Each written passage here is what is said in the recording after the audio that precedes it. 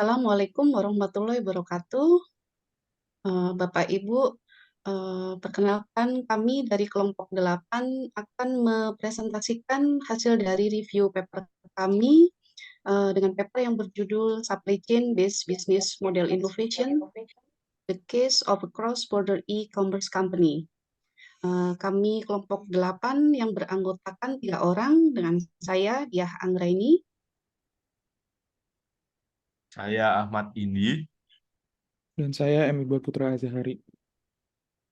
Nah, presentasi review paper ini sebagai tugas manajemen teknologi dan inovasi dengan dosen pengampu Bapak Dr. Insinyur Tatang A. Taufik, Magister Science, Insinyur Profesional Utama, dan Profesor Dr. Insinyur Triwijaya, Magister Engineering.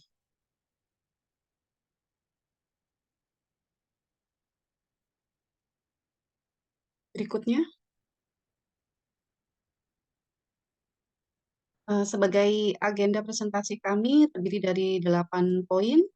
Yang pertama adalah identitas paper, yang kedua abstrak, yang ketiga pengantar, yang keempat subjek penelitian, dan yang kelima adalah tujuan penelitian, yang keenam metode penelitian, yang ketujuh hasil penelitian, dan yang kedelapan kesimpulan.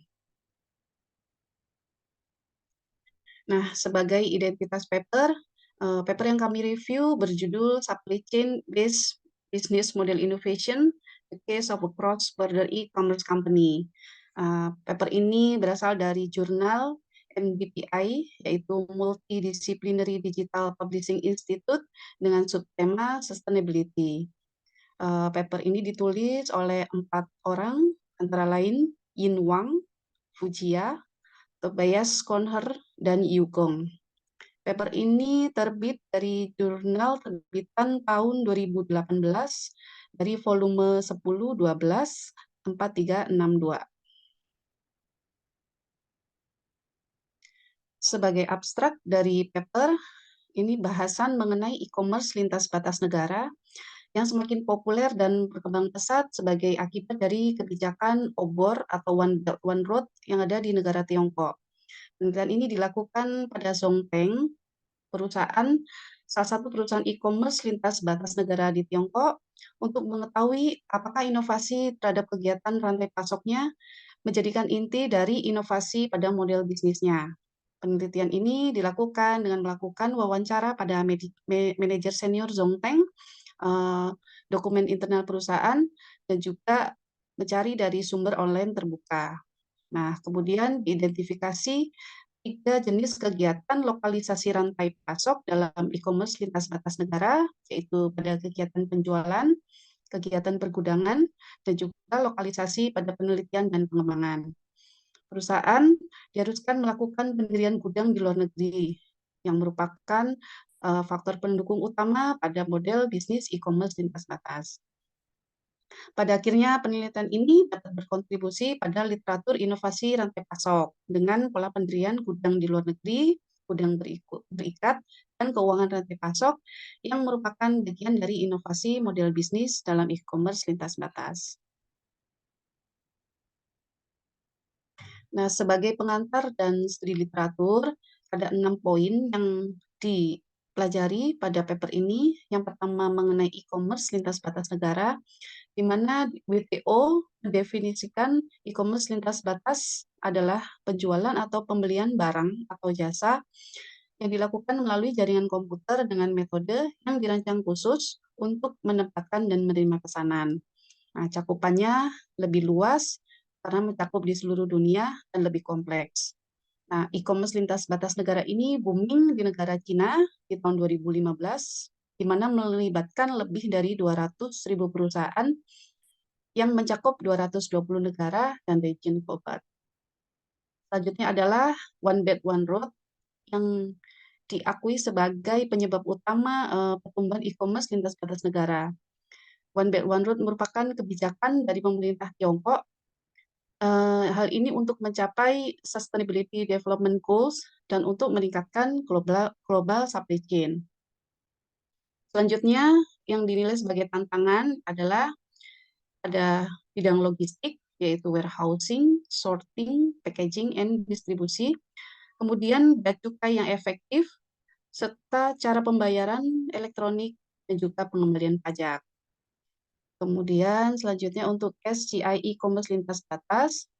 Nah, supply chain innovation bukan merupakan elemen statis. Nah, hal ini dipicu oleh interaksi dinamis perusahaan dengan lingkungan bisnisnya. Nah, diidentifikasi terdapat 3 elemen, yaitu proses bisnis, teknologi, dan struktur. Sedangkan model bisnis adalah cara sebuah perusahaan menghasilkan pendapatan, panduan tentang cara mendapatkan keuntungan, kemudian perspektif strategis, dan kerangka logis untuk mewujudkan suatu operasi dengan alat bisnis model kanvas. Dan untuk inovasi model bisnis adalah kegiatan mengubah seluruh industri dan mengalokasikan kembali value. Nah, penerapan model bisnis baru dalam suatu organisasi atau perusahaan dan logika baru bagaimana organisasi akan menciptakan dan menangkap value. Dalam hal ini termasuk sumber daya, kompetensi, struktur organisasi, dan juga proporsi dari value. Hal ini menjadi faktor pendukung untuk mengidentifikasi sumber daya mana yang kurang dimanfaatkan dan untuk menangkap future value sehingga menjadikannya lebih kompetitif dan juga menghambat adanya peniruan oleh kompetitor. Yang terakhir adalah ekosistem bisnis yang juga sangat berpengaruh kepada e-commerce lintas batas, yaitu merupakan komunitas ekonomi yang menciptakan nilai bagi pelanggan yang terdiri dari organisasi dan juga individu yang berinteraksi melibatkan pemasok, produsen utama, pesaing, dan juga stakeholder lainnya. Diklasifikasikan menjadi 4 tipe, antara lain keystone player, niche player, physical dominator, dan juga value dominator. Kemudian yang dijadikan subjek penelitian pada paper ini adalah Zongteng, yang merupakan perusahaan yang ada di Tiongkok, perusahaan e-commerce.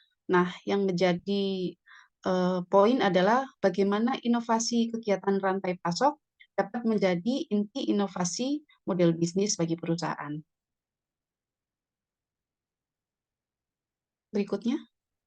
Nah, tujuan dari penelitian ini adalah untuk mengetahui bagaimana supply chain innovation bisa berkontribusi pada inovasi model bisnis dalam e-commerce lintas batas. Berikutnya.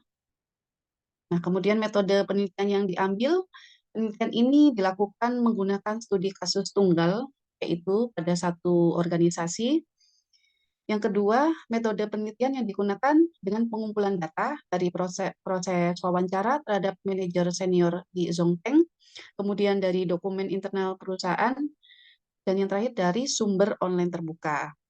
Selanjutnya, data yang didapatkan akan dilakukan pengkodean dan dilanjutkan dengan analisis. Berikutnya. Nah, hasil penelitian akan dilanjutkan oleh Pak Iqbal. Dipersilakan. Baik, terima kasih Budi atas kesempatannya. Saya mohon izin melanjutkan untuk di poin hasil penelitian, yaitu untuk pengkodaan dan analisis data. Dalam penelitian ini digunakan teknik analisis data kualitatif. Yang dimana langkah pertama yang dilakukan adalah mengidentifikasi bisnis model dan ekosistem dari Zongteng itu sendiri melalui pengkodean transkrip wawancara dan observasi dari toko online dan mall.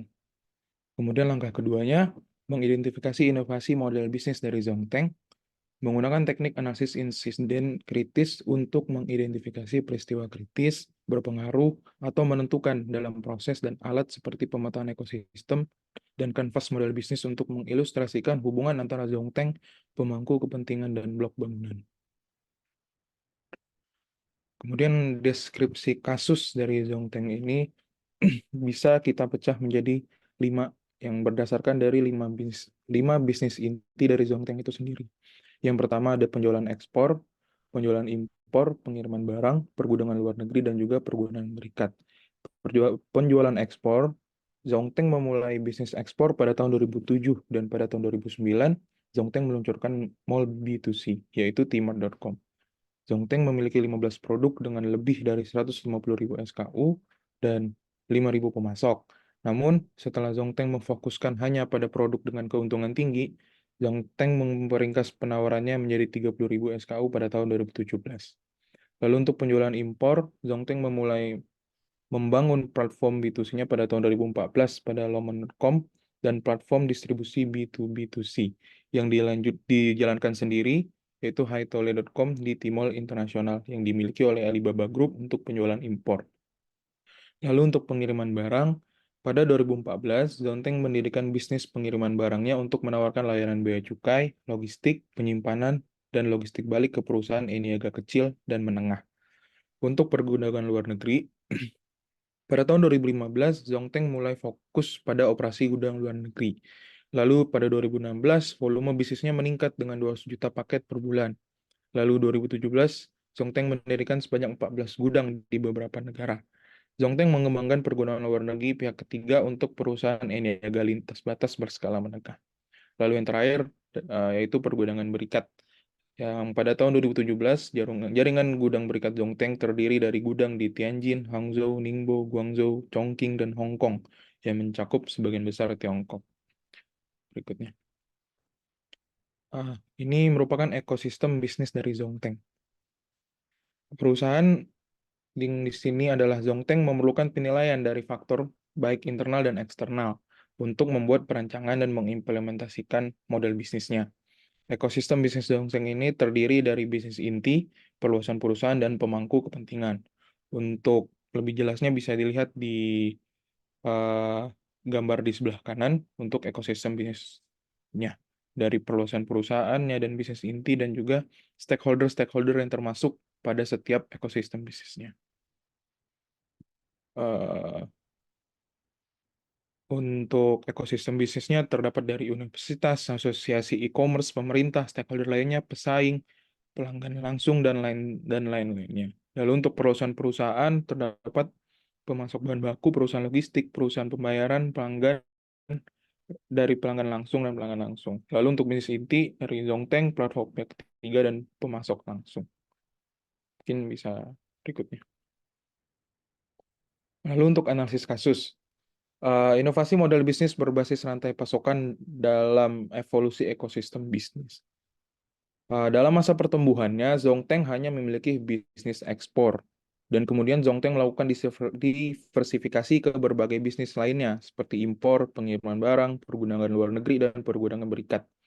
Penambahan jenis usaha ini merepresentasikan inovasi dan evolusi model bisnis dari Zongteng itu sendiri.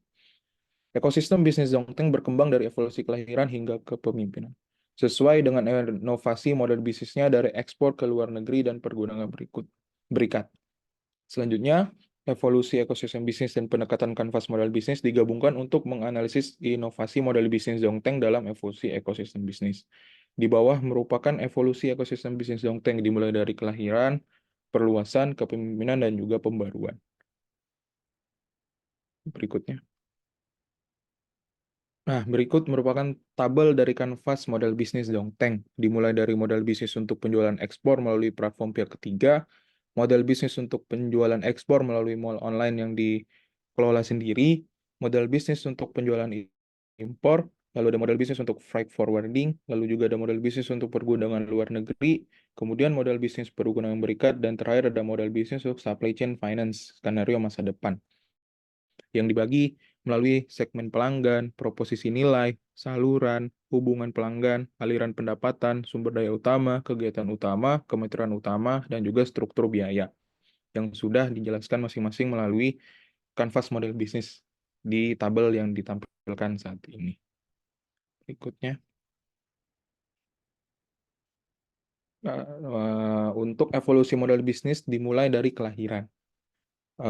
Pada tahap kelahiran, yaitu pada tahun 2007 hingga 2010, perusahaan bertujuan untuk memberikan preposisi nilai kepada pelanggan segmen melalui kerjasama. Selama periode tersebut, Zongteng mengidentifikasi peluang komersial dari bisnis ekspor dan membangun model bisnisnya untuk menjadikan produk yang murah dan berkualitas tinggi, terutama pada aksesori digital di Cina, kepada pembeli online asing. Lalu Zongteng kemudian mendapat untung dari perbedaan harga dari penjualan tersebut. Bisa dilanjutkan. Lalu untuk perluasan, pada tahap perluasan pada tahun 2010 hingga 2014, ekosistem Zongteng berusaha memperluas wilayah mereka. Di satu sisi, Zongteng juga terus memperluas ekspornya, termasuk memperluas jangkauan serta membangun hubungan dengan lebih dari 5.000 pemasok dan berinovasi model bisnis baru. Zongteng juga menginovasi model bisnis ekspornya dengan menjajaki saluran penjualan baru. Pada tahap ini, Zongteng memiliki toko di 4 platform pihak ketiga e-commerce lintas batas, dari Amazon, eBay, Wish, dan Alibaba. Di sisi lain, dengan memanfaatkan gudang luar negeri, Zongteng mulai menjajaki bisnis impor, seperti yang tadi ada di tabel Canvas Business Model pada tahun 2014. Bisnis impor ini bertujuan untuk menjadikan online domestik dengan produk asing berkualitas tinggi dan layanan rantai end-to-end ke perusahaan e-commerce import lainnya. Lalu Zongteng juga membentuk tim layanan pelanggan untuk menawarkan bantuan dan rekomendasi otomatis. Zongteng menjelajahi produk baru dan memperoleh pasar impor baru yang menambah pembeli online domestik ke grup pelanggan dan pemasok asing ke pemasok langsung. Berikutnya. Lalu pada tahap kepemimpinan, yaitu pada tahun 2014 hingga 2016, perusahaan memberikan visi yang menjanjikan untuk mendorong peningkatan ekosistem, meningkatkan daya tawar, dan juga memastikan lingkungan yang kuat bagi pemasok. Pada saat yang sama, pada periode ini, Zongteng mempertahankan keunggulan kompetitif dan memanfaatkan sepenuhnya sumber daya yang dimiliki. Zongteng juga mengembangkan bisnis pengiriman barang, pergudangan ke luar negeri, dan juga pergudangan berikat. Dalam hal saluran penjualan, Zongteng memiliki tim penjualannya sendiri dan secara resmi untuk bisnis pengiriman barangnya serta memberi bantuan pribadi dan online. Selain itu, ia juga dapat memperoleh biaya layanan dengan menjadikan solusi dan layanan pengiriman barang. Lalu Zongteng menyediakan akses ke gudang luar negeri dan menawarkan layanan penyimpanan, penyortiran, pengemasan, dan pengiriman. Hal ini menawarkan bantuan kepada perusahaan e-niaga lintas batas menengah untuk pengoptimalan proses penjualan mereka. Kemudian akan dilanjutkan oleh Pak Ahmad Indi. Dipersilakan. Terima kasih, Pak Iqbal. Izin melanjutkan terkait self-renewal atau pembaruan dalam supply chain innovation. Yang pertama, membangun gudang di luar negeri dan gudang berikat, serta menyediakan layanan bea cukai dan forwarding. Kemudian yang kedua, langkah kedua yang dilakukan oleh Zongteng, yaitu mendirikan Haitole, yaitu berupa mall impor online yang dijalankan sendiri, sehingga dapat mengurangi beban dan resiko keuangan dalam pembiayaan rantai pasok. Yang ketiga, Zongteng mengembangkan sistem kredit e-commerce lintas negara untuk memperoleh lebih banyak dukungan finansial. Zongteng berulang kali memverifikasi data menggunakan model multi-algoritma untuk membentuk skor peringkat kredit perusahaan. Kemudian, melakukan investasi besar untuk membangun platformnya dan menghasilkan keuntungan dari biaya komisi dari lembaga keuangan dan perusahaan e-commerce lintas negara. Kemudian yang terakhir, memanfaatkan komputasi awan atau cloud computing dan memprosesan informasi untuk menciptakan ekosistem bisnis yang lebih komprehensif melibatkan lembaga keuangan.